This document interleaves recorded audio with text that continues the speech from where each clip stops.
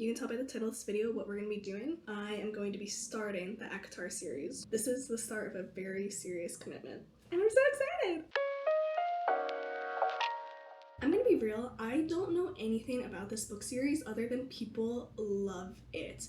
I think every person that I've probably asked ever has said that the ACOTAR series is their favorite fantasy book series of all time. So I've owned this book series for a hot minute, probably like 2 years. I've owned the entire series and I've never touched it, never read it, never had the urge to pick it up and read. But if you watched my summer 2025 TBR list video, you would know that reading this book series was on my summer TBR list. It's July 1st, summer just started, and I figured what better way to kick off the summer than to read TikToks and everybody I've ever asked favorite book series. I'm not sure how many books I'm going to be reading in this vlog or this reading vlog, but I'm starting off with book 1, A Court of Thorns and Roses, and I'm so excited to take you along with me.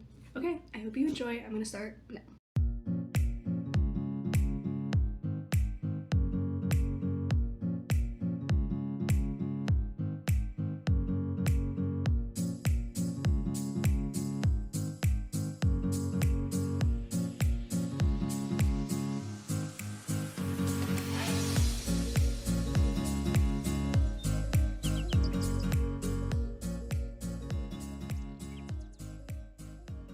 Okay, it's been a few days since I started reading this beautiful book here, and it's kind of eating. One thing I didn't know about this book series that I learned was that I think it's like heavily inspired by the Beauty and the Beast, like Disney's Beauty and the Beast, and I can totally see that as I'm reading this. Like, I can see the correlations and the connections between like that film and this book. It's very obvious, but not in a bad way. She definitely changed enough to make it not too similar to the Beauty and the Beast story. It's kind of like if Beauty and the Beast had magic and like darker characters and like a darker storyline in it. Some of the main tropes in this book are enemies to lovers, forced proximity, fae. Oh, and there's a huge like rags to riches plotline, which I actually really love that plotline. I think it's been really fun so far.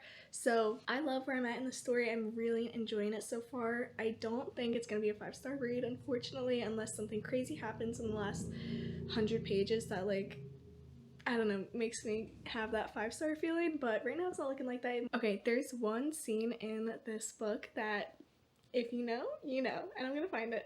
Okay, page 196. That page had me going wild. That page was wild.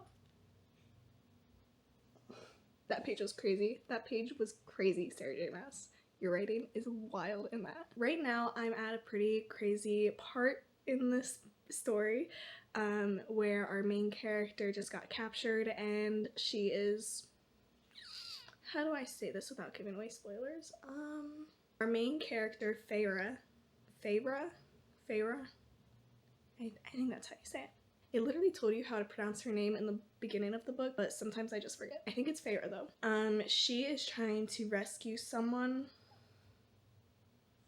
that she cares about a lot, but to do so, she has to complete a few tasks, and they're very dangerous tasks. I'll just say that. They're very dangerous, and this could end very badly if she doesn't do it right. If you've read this book, you know exactly probably what I'm talking about and where I'm at, but I don't want to give away any spoilers, so I'm trying to say it as like spoiler free as I can. But that's where I'm at in the book.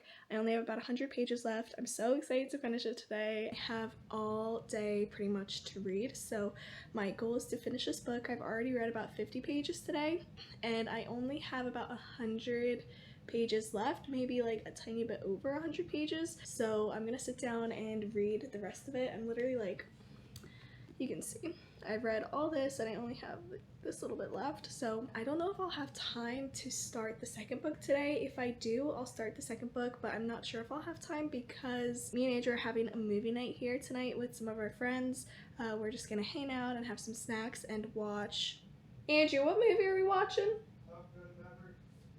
We're watching Top Gun Maverick, so I have a bit to do tonight, but today, during the day, I have time to read. So I'm gonna try and knock out the rest of this book. I'll update you again when I finish it. Okay guys, I'm pretty close to finishing this book. I'm on page 386 out of, there's 406. Oh, yeah, there's 406 pages, so I literally have 20 pages left, which is like, wow, that's crazy. That's kind of sad. Oh, I'm gonna be finished this so soon. Oh, that kind of makes me sad. I'm gonna miss this. This is a good book. I am enjoying my time here. Okay, so I figured it would be fun to record my reaction to the last 20 pages. I'm so excited. Something big's about to happen. We're at a kind of crazy part in the story where it's either gonna go left or it's gonna go right. Not to be dramatic, but she's literally either going to save the world or end the world by the end of this book. And right now, I don't know which way.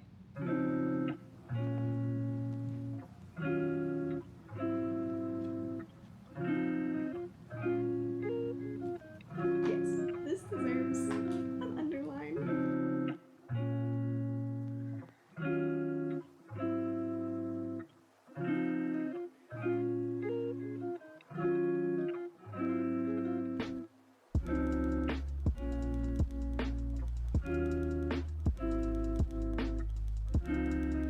The first page of chapter 46. Tell me this is not Twilight Breaking Dawn Part 1. Tell me it's not. It's giving that and you know it. Oh my gosh. This is crazy.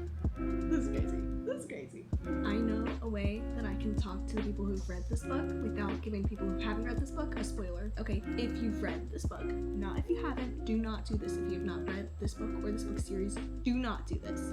But if you have read this book or this book series, book number 1, page 414, the sentence that starts with, "How does it feel?" That sentence, that is the plot that I'm talking about. That little twist in the plot, did not expect that, and I think that is crazy and low-key brilliant of Sarah J. Maas, because I did not know where this book was going. But now that she did that, I can see the potential. I can see a new door open for this book series and what this book series is about and how it continues in book 2. Oh my gosh, I literally just finished it. I just finished it. I can officially say I have read A Court of Thorns and Roses and I know what the vibe is about and I am here for it.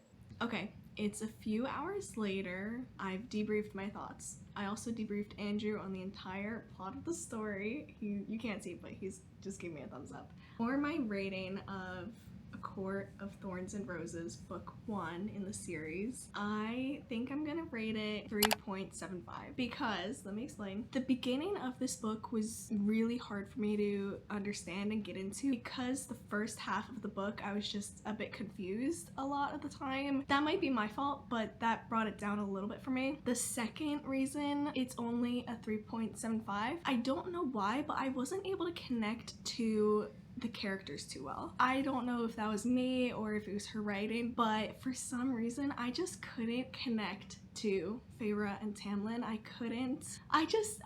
It just felt a little bit forced to me. I don't know why. It definitely was like a slow burn romance and I love slow burn romances, but it just, I couldn't, they just didn't connect for me in the way that I wish they had. I felt a little bit more connected to Feyre. Maybe it was because I didn't get Tamlin's POV that much and he was so like mysterious most of the book. He was very like hidden and didn't say much, very like brooding and just, I don't know, you didn't really understand him much at all until like the third quarter of the book. So that could be a big reason, but I couldn't connect to Tamlin much, so therefore I couldn't root for him with Feyre much. No lie, towards the end of the book,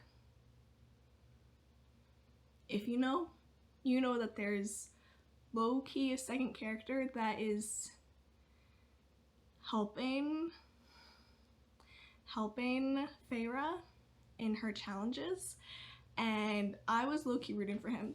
I low-key liked him. I'm not gonna say who it is, but if you've read the story, you probably know who I'm talking about. And there was a point where I was low-key like this guy, I feel like I connect to him more than I connect to Tamlin, which is who I should be connecting to. For those two reasons alone, it just brought it down a tiny bit for me. It was still a very good story. I really enjoyed it, and I'm definitely going to continue the series. In fact, I have book 2 literally right here with me. I'm going to start tomorrow probably because it's getting a little bit late. The ending was kind of crazy. It definitely left you on not like a full cliffhanger, but enough of a cliffhanger to be like, okay, I need to know what happens. So I'm excited to continue the story. I think overall, even though I only rated it at 3.75, I can see the potential for this series. I can see why so many people hype it up, and I'm excited to continue it. Okay, I'm gonna start book 2 tomorrow, and I'll update you when I do that. Okay guys, I started this book 2 in the ACOTAR series, A Court of Mist and Fury. Yeah, A Court of Mist and Fury. Yesterday, I started it maybe at like 4:30 p.m. and I literally read all night. I read a good chunk of it. Pretty proud. I am about 150 pages in and I am obsessed. Oh my gosh. This book, in my opinion, way better than book 1. I am eating this plot up. Oh my gosh, it's so good. So book 1 left off on a bit of a cliffhanger. It wasn't anything crazy, but it was setting up like a deeper plot for this series. I think I said when I was talking about this book in a different clip that she was either going to save the world or destroy it, and she saved it. Luckily for everyone in this realm, she saved the world, but it came at a very, very high price for her. I think one of the main reasons I'm loving the plot of this book way more than book 1 is because we're diving way deeper into the characters and like the character arcs of all of the characters we met in book 1. There's one character particular that I'm thinking of, and I'm not going to tell you this character's name, but oh my gosh, I am living for this character right now. Every scene with them, I'm just like, give me more, give me more, give me more. You know what's crazy is I remember saying in one of the clips previously when I was talking about or like giving my final thoughts on book 1, I remember saying that there was one character who I was liking as a love interest way more than our main love interest, Tamlin. For sure, confirmed love interest. For sure, confirmed love interest. One thing you guys don't know about me, because I've never said it, is that love triangles are probably my favorite trope in a book. I love the love triangle trope. I literally eat that trope up every single time without fail.